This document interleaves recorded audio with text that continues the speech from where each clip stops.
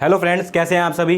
उम्मीद करता हूँ आप अच्छे होंगे, स्वस्थ होंगे, व्यस्त होंगे। मेरा नाम है अभिषेक। जैसा कि आप जानते हैं हम कक्षा 12वीं इतिहास विषय पर चर्चा कर रहे हैं, जिसका अध्याय है तीसरा, जिसका नाम था बंधुत्व जाति वर्ग।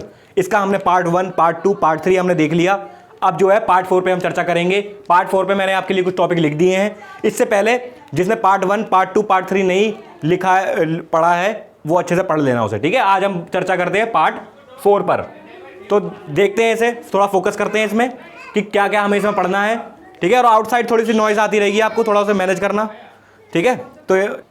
तो शुरू करते हैं अपने एक एक करके टॉपिक देखते हैं कि कौन कौन से हमें टॉपिक देखने हैं इसमें, ठीक है। कौन कौन से हमें टॉपिक पढ़ने हैं उसे एक बार हम नज़र डालते हैं। तो सबसे पहले मैंने यहाँ पर कुछ टॉपिक लिख दिए हैं, उसको मैंने क्वेश्चन में कन्वर्ट कर दिया है। तो देखते हैं टॉपिक ये 3 नंबर के पूछे जाते हैं एग्जाम में, तो अच्छे से इस पर ध्यान देते हैं हम। तो सबसे पहले जो है यहाँ पर महाभारत जैसे ग्रंथ को पढ़ते समय इतिहासकार किन बातों का ध्यान रखते हैं, ठीक है। तो इसमें पूछ रहा है कि महाभारत जब ग्रंथ था उसको पढ़ते समय किन बातों का हम ध्यान रखते हैं, क्या क्या ध्यान रखते हैं, ये टॉपिक था। और यहाँ पर था क्या यह संभव है कि महाभारत का एक ही रचयिता था। तो ये क्वेश्चन भी एग्जाम में आता है 3 नंबर का। ये पूछ रहा है इसमें क्या यह संभव है कि जो महाभारत जैसा विशाल ग्रंथ लिखा गया उसके एक ही रचयिता थे, उसके रचनाकार एक ही व्यक्ति थे, या कई व्यक्तियों ने मिलकर उसे लिखा। तो इस पर भी चर्चा करेंगे थोड़ी सी, ठीक है। फिर एक टॉपिक है आपका, हाँ, ये हस्तिनापुर नामक गांव के बारे में थोड़ा सा पढ़ेंगे, जानेंगे कि बीबी लाल जो पुरातत्वविद थे उन्होंने यहाँ पर खुदाई करी थी, उत्खनन किया था, और उस उत्खनन में उन्हें क्या क्या प्राप्त हुआ था। तो उसको हम इस पर एक बार नजर डालेंगे। एक और क्वेश्चन मैंने यहाँ पे लिख दिया टॉपिक, महाश्वेता देवी के बारे में थोड़ा सा जानेंगे, इन्होंने क्या बोला है, लघु कथा जो इनका शीर्षक है उसके बारे में थोड़ा जानेंगे, ठीक है। तो शुरू करते हैं आज की क्लास। सबसे पहले ये वाला क्वेश्चन देखते हैं कि महाभारत जैसे ग्रंथ को पढ़ते समय इतिहासकार किन बातों का ध्यान रखते हैं। क्योंकि महाभारत आपको पता है दुनिया का सबसे विशाल महाकाव्य है, तो इसको पढ़ते समय कुछ सावधानियां रखनी पड़ती है हमें, ठीक है, इतिहासकारों को विशेषकर। तो इस क्वेश्चन को आप शुरुआत करेंगे, 3 नंबर का आ सकता है एग्जाम में।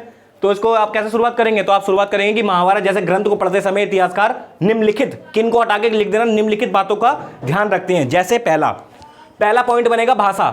इस पे कम से कम 2 या 3 लाइन लिखनी है आपको। ये मैंने बुलेट पॉइंट लिख दिया यहाँ पर, क्योंकि यहाँ पर इतना स्पेस नहीं है कि मैं पूरा एक्सप्लेन करूँ, वो मैं बोल के एक्सप्लेन करूंगा। आपको कॉपी और पेन साथ में रखना है, जो जो इंपॉर्टेंट पॉइंट हो आप उसे नोट डाउन कर लेंगे तुरंत ही, ठीक है। तो ध्यान रखना इस बारे में। तो सबसे पहले हम जब भी कोई भी ग्रंथ पढ़ते हैं तो हमें उसकी भाषा पर नजर डालना पड़ती है कि उसकी भाषा क्या है, भाषा कौन सी है, उसकी भाषा हिंदी है, संस्कृत है, पाली है, तमिल है, प्राकृत है, कौन सी भाषा में लिखा गया है वो ग्रंथ। क्योंकि जो ग्रंथ जिस भाषा में लिखा गया है उसकी भाषा का ज्ञान तो होना ही चाहिए, तभी तो आप उस ग्रंथ को समझ पाएंगे, वरना कैसे समझ पाएंगे बताइए, है ना। तो पहला पॉइंट है भाषा का, तो इस पे कम से कम 2-3 लाइन लिख देना आप। और दूसरा है ग्रंथ का प्रकार, कि जो हम ग्रंथ पढ़ रहे हैं महाभारत उसका प्रकार कैसा है, वो ग्रंथ किस टाइप का है, कि वो उपदेशात्मक प्रकृति का है या उसमें उपदेश वगैरह दिए गए हैं, या गद्यात्मक प्रकृति का है, यानी कि उसमें कहानियां वगैरह दी गई हैं। या तो एक तो गद्यात्मक होता है, ठीक है, गद्य में मतलब कहानियां वगैरह भी है, आख्यान कहते हैं, जिसे आख्यान कह सकते हैं आप, आख्यान के फॉर्मेट में है जिसमें कहानियों का संग्रह होगा, या उपदेशात्मक है, उसमें समाज के आचार विचार के मानदंड होंगे कि समाज में जो व्यक्ति रह रहे हैं उनके कर्तव्य क्या हैं, उन्हें किन कर्तव्यों का पालन करना पड़ता था। तो ग्रंथ के प्रकार हमें पता होना चाहिए किस प्रकार का ग्रंथ है ये, तो ध्यान रखना इस बारे में, ठीक है। और तीसरा पॉइंट है यहां पर कि लेखक का दृष्टिकोण क्या था, कि जो लेखक लिखता है कोई भी ग्रंथ, कोई भी पुस्तक, उसका अपना एक दृष्टिकोण होता है, ठीक है। तो वो उस दृष्टिकोण से ओतप्रोत होकर अपना जो भी है किताब, अपने विचार लिखता है किसी चीज में। तो हमें लेखक का दृष्टिकोण भी पता होना चाहिए कि किस दृष्टिकोण से लेखक ने इस ग्रंथ की रचना करी, ठीक है। रचना करते समय उनके जहन में क्या चल रहा था, ठीक है, कौन सी परिस्थितियां थी उस समय की, तो ये हमें पता होना चाहिए। और चौथा इसका पॉइंट है संकलन रचना काल। तो हमें पता होना चाहिए कि जो महाभारत जो ग्रंथ है इसका संकलन यानी कि रचना काल का समय क्या है, इसका किस समय में इसकी रचना हुई, ठीक है। तो ये हमें पता होना चाहिए इसकी समय अवधि क्या थी महाभारत के ग्रंथ की, तो ये याद रखना है। तो ये हो गया संकलन या रचना काल। संकलन माने होता है जब इसे पूरा महाभारत को लिख दिया गया, तो याद रखना इस बारे में, ठीक है। और 5वां पॉइंट है ग्रंथ की विषय वस्तु क्या है, ग्रंथ की विषय वस्तु क्या है, ठीक है, तो याद रखना इस बारे में थोड़ा। तो एक मिनट मैं आपसे चाहूंगा, तो इसमें कॉल आ रही है, 1 मिनट, मैं भूल गया उसे एयरप्लेन मोड पे डालने में, सॉरी इसके लिए थोड़ा। हाँ, शुरू करते हैं। ग्रंथ की विषय वस्तु क्या थी, तो पता होना चाहिए ग्रंथ में किन बातों पर फोकस किया गया। जैसे महाभारत है, महाभारत में पता है हमें उसकी विषय वस्तु क्या है, कौरवों और पांडवों का उसमें युद्ध दिखाया गया है, लड़ाइयां दिखाई गई, उसमें बताया गया है कि जो पांडव थे, कौरव थे, किस को लेकर वो संघर्ष में थे। ठीक है, तो ध्यान रखना इस बारे में। और इसमें श्री कृष्ण वाला उपदेशात्मक पार्ट भी जोड़ा गया है, जिसमें श्री कृष्ण उपदेश देते हैं किसको? अर्जुन को उपदेश देते हैं गीता का, तो वो भी इसमें जिक्र है।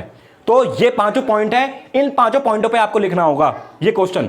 ये 3 नंबर का क्वेश्चन आ सकता है एग्जाम में, याद रखना। ठीक है, तो 5 पॉइंट लिखवा दी, कम से कम 3 तो लिख ही डालना। तो ठीक है, ध्यान रखना। और अंत में एक लाइन लिख देना कि उपर्युक्त इन बिंदुओं के आधार पर हम महाभारत जैसे ग्रंथ को पढ़ने में सफलता पाते हैं, या इन बातों को हमें ध्यान रखना चाहिए। तो ध्यान रखना इस बारे में। ठीक है, अगला क्वेश्चन है, क्या यह संभव है कि महाभारत का एक ही रचयिता था? अगला क्वेश्चन है अभी, ये भी 3 नंबर का आता है कि महाभारत का एक ही रचयिता था।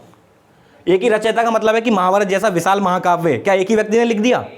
इतना विशाल महाकाव्य, इसकी जो समय अवधि है आप एक बार चेक करना, मेरे हिसाब से 400 ईसा पूर्व से 400 ईस्वी तक है। ठीक है, 400 ईसा पूर्व से 400 ईस्वी तक। तो अगर हम कहते हैं कि इसका एक ही रचयिता है, तो हमें यह भी मानना होगा कि 400 साल और 400 साल ये, 400 साल ये, 800 साल जिया वो व्यक्ति। क्या कोई व्यक्ति 800 साल जी सकता है? नहीं जी सकता।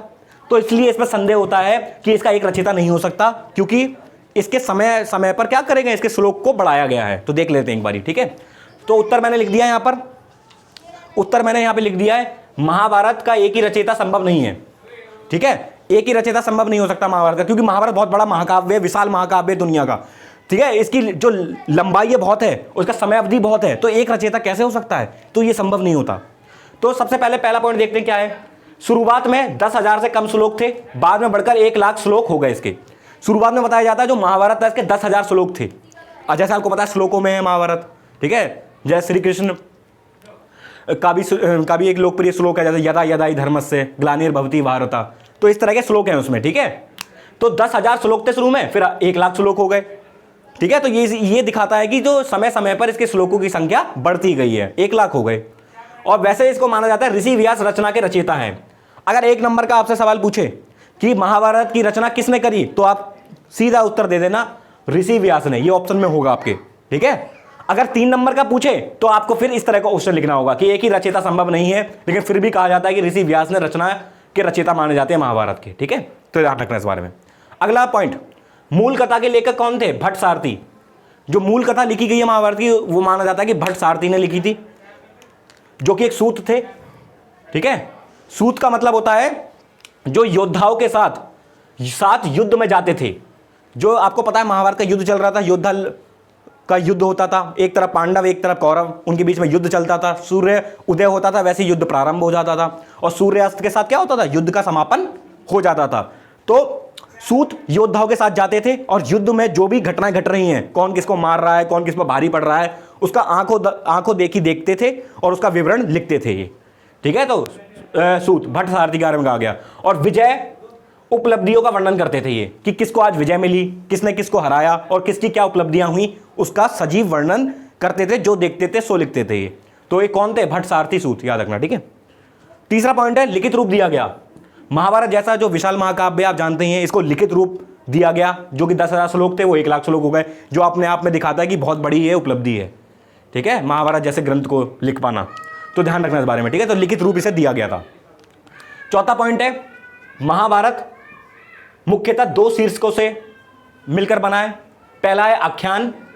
आख्यान का मतलब है कहानियों का संग्रह। ठीक है, महाभारत में जो है 2 शीर्षक हैं। एक है आख्यान, जिसमें हम कहानियों के बारे में जिक्र करते हैं। कहानियां किसकी कहानियां? एकलव्य की कहानी, गुरु द्रोण की कहानी, कर्ण की कहानी। ठीक है, गंगापुत्र भीष्म पितामह की कहानी। ठीक है, इनकी कहानियां हमें पता चलती हैं। द्रौपदी की कहानी, इनकी कहानियां हमें पता चलती है। भीम की कहानी, ये सब। तो कहानियों का संग्रह भी देखने को मिलता है हमें महाभारत में। और दूसरा है उपदेशात्मक भाग इसका, जिसमें उपदेश दिए गए हैं। किसके द्वारा? भगवान श्री कृष्ण ने उपदेश दिया अर्जुन को, जिसे गीता भी कहा गया। ठीक है, तो ध्यान रखना, वो भी पाठ हमें देखता है महाभारत में। और उपदेशात्मक भाग में क्या है? सामाजिक आचार विचार के मानदंड। आचार विचार का मतलब होता है कि समाज में जो कर्तव्य हैं उसके लिए एक मानक बनाए गए हैं कि लोगों को अपने कर्तव्य कैसे करना है।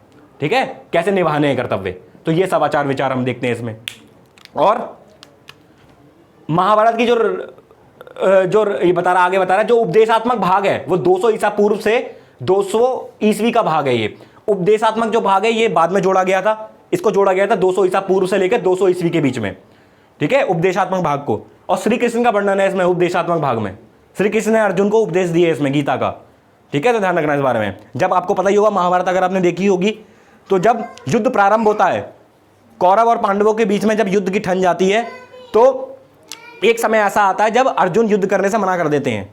वो कहते हैं कि मैं अपने भाइयों से नहीं लड़ूंगा, राजगद्दी के पाने के लिए हम एक दूसरे को नहीं मार सकते।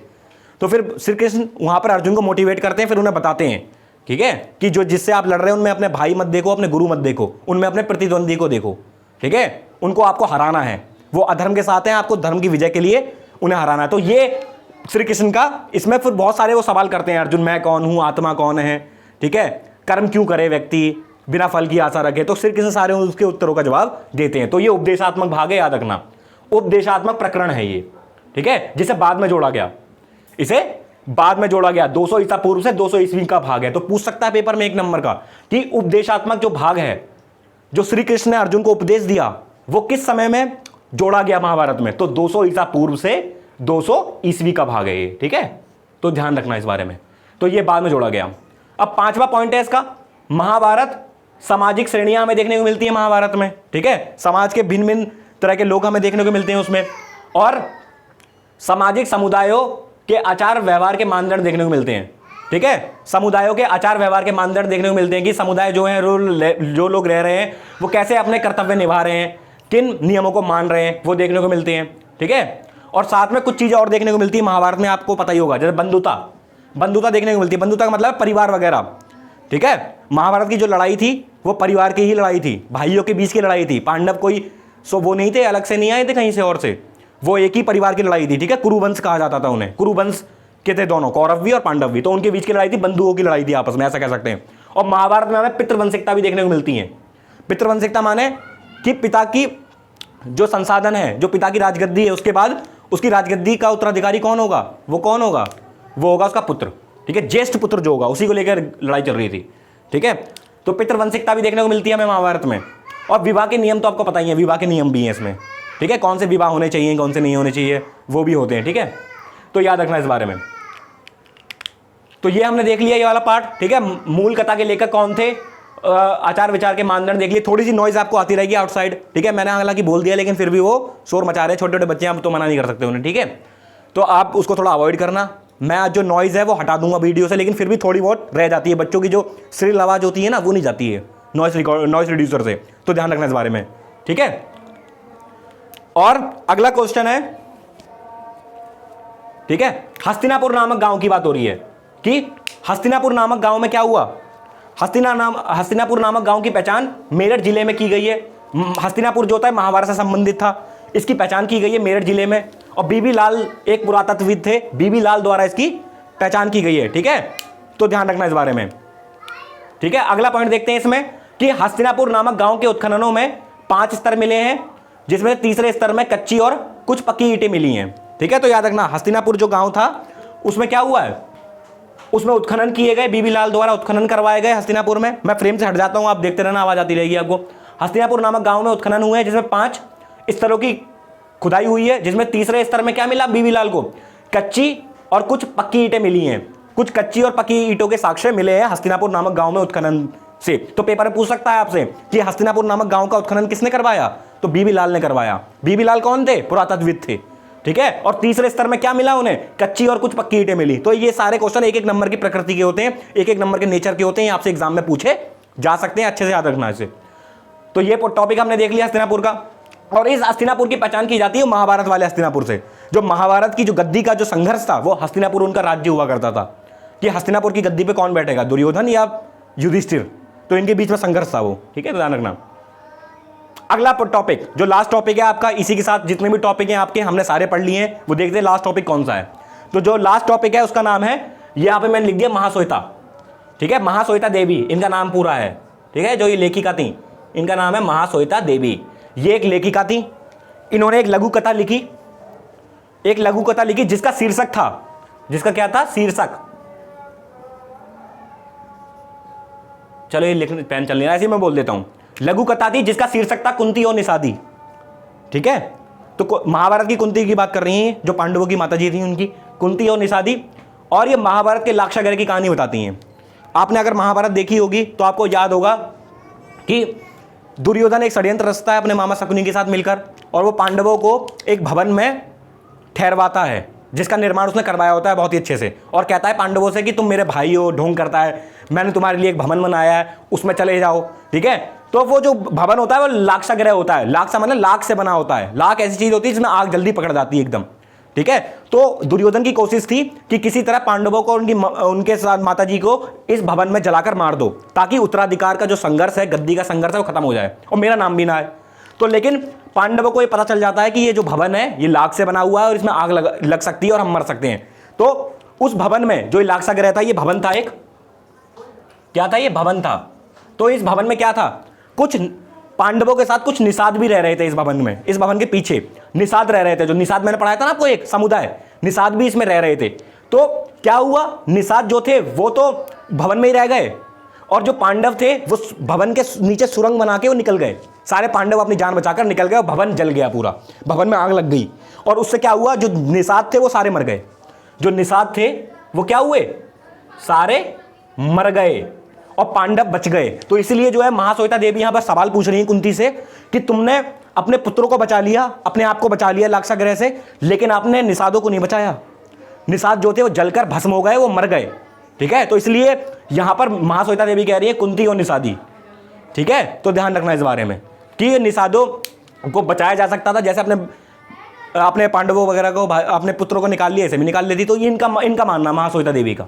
ठीक है, तो ये बंगला लेखिका है, आ सकता है पेपर में। कौन सी लेखिका है, बंगला भाषी है, बंगला भाषी है जी, बंगला भाषी हैं, पेपर में आ सकता है। महाश्वेता देवी किस भाषा में लिखती हैं, बांग्ला में।